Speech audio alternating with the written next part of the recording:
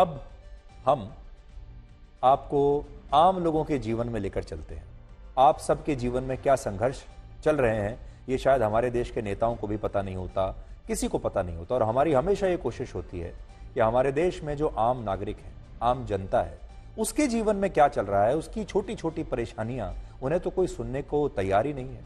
इसलिए आपने देखा होगा कि हम अपने जो कैंपेन्स चलाते हैं, मुहिम चलाते हैं, हम कई बार हमने अभी टोल टैक्स पर आपके लिए एक अभियान चलाया, इससे पहले ई रिक्शा पर आपके लिए एक अभियान चलाया, और भी बहुत सारे अभियान हम चलाते हैं। उसी श्रेणी में आज हम आपको यह बताएंगे कि हमारे देश के फुटपाथ गायब कहां हो रहे हैं और हमारे देश के फुटपाथ अतिक्रमण के कारण फूट फूट कर क्यों रो रहे हैं।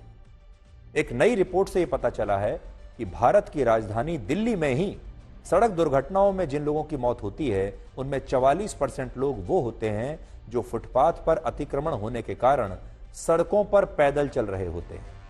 यानी इस बात को आप ऐसे समझिए, 44% लोग ऐसे हैं जो सड़कों पर पैदल चलने वाले थे और वो सड़क दुर्घटनाओं में मारे गए।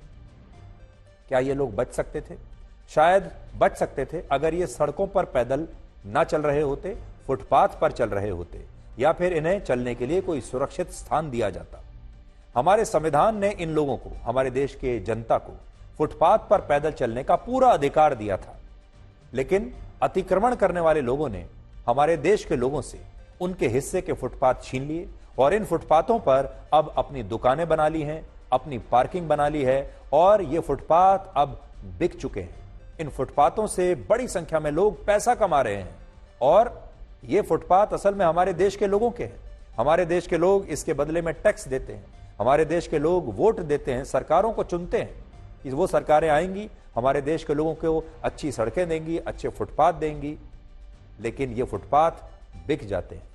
हमारे देश में अब अतिक्रमण हर जगह एक संक्रमण की तरह फैल रहा है और एक दिन ऐसा आएगा जब ये आपके घर तक भी पहुंच जाएगा और बहुत सारे लोग आपके घर पर भी एक न एक दिन अतिक्रमण करके शायद बैठ जाएंगे।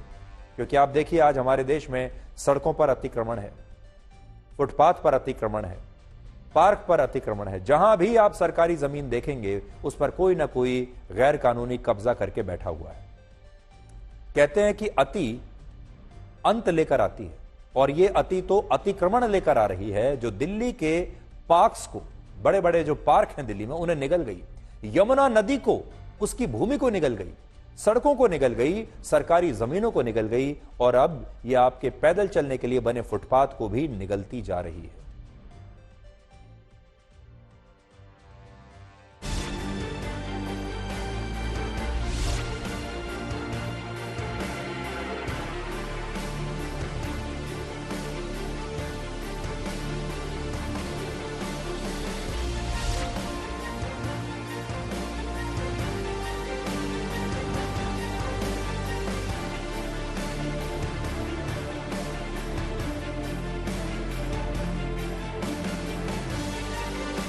हम इस वक्त मौजूद हैं जगतपुरी की मार्केट में।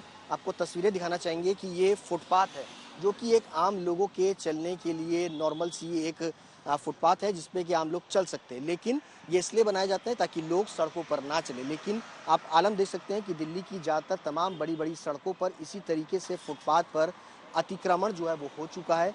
लोगों ने अपनी गाड़ियाँ, बाइक इस तरीके से पार्क कर दी हैं और इसके कारण आम लोगों का पैदल चलना लगातार दुश्वार होता जा रहा है और तमाम जो लोग हैं वो सड़कों पर चलते हुए नजर आते हैं। शांति नगर से लेकर गगन विहार तक लगता है। यहाँ सारे के सारे दुकानदार अपनी फुटपाथ पर अपनी गाड़ियाँ लगाते हैं। जो कस्टमर आते हैं उनकी गाड़ी सर्विस लाइन पे लगती है और उसके अलावा 11 से 12 बजे के बाद ये मेन रोड भी पूरा का पूरा गाड़ियों से खचाखच भर जाता है। तो यहाँ पर चलने के लिए जगह ना तो रोड पे बचती है, ना फुटपाथ पे बचती है, ना सर्विस लाइन पे बचती है। एमसीडी की कोई व्यवस्था ही नहीं है तो हम कहाँ गाड़ी पार करेंगे। हमें मजबूरी है, हम मजबूर हैं इस काम को करने के लिए। सरकार को सोचना चाहिए। लक्ष्मी नगर में इन्होंने करा, पार्किंग के लिए जगह बनाई, क्यों नहीं बनाते यहाँ पे।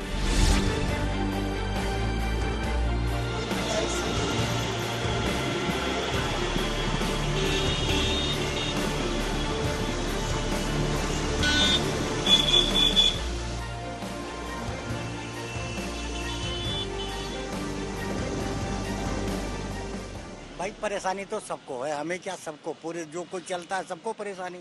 लेकिन ये परेशानी कौन झेल पाएगा? एक ही गाड़ी खड़ी होती है, आगे चल करके देखो पूरा रास्ता ही साफ है।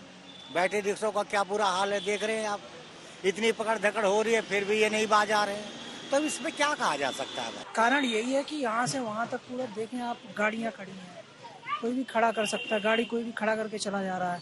गाड़ी उधर से रॉन्ग साइड से भी आ रही है, पैदल चलें तो कहाँ चलें? फुटपाथ पे भी गाड़ियाँ खड़ी कर रखी है, देखिए रोड साइड पे पूरा एकदम रोड पे गाड़ियाँ खड़ी हैं, कहाँ जाए?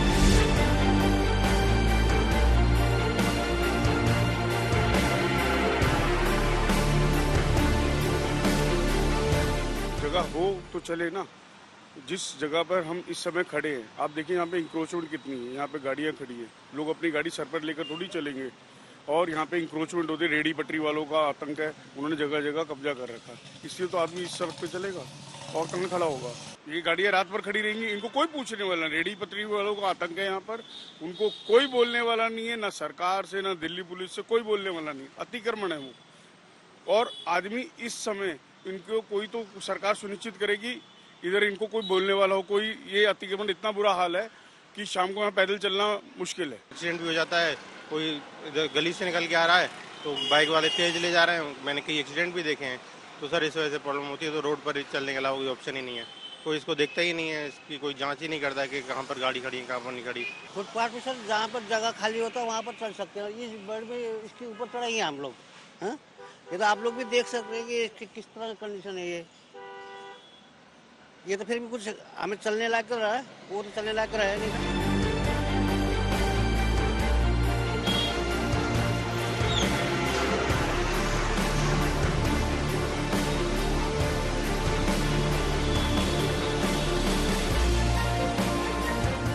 एमसीडी की तरफ से लगातार सड़कों पे से इंक्रोचमेंट हटाने के लिए, रेली पटरियों पे से इंक्रोचमेंट हटाने के लिए लगातार जोनल लेवल पे ड्राइव चलती रहती है।